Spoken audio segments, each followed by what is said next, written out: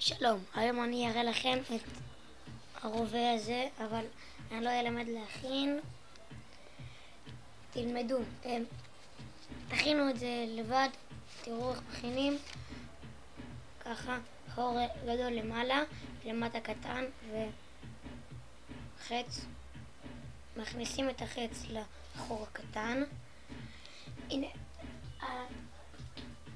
התרבוקה זה המקלע. אני אסגור את הדלת.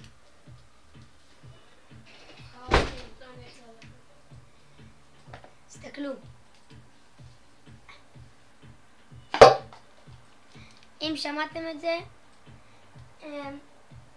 אז תגידו בתגובות. אם שמעתם את הבום של החץ בתוך הדרבוקה. וואי, איזה סרטון יפה. יעקב, תעזור לי לצלם שנייה.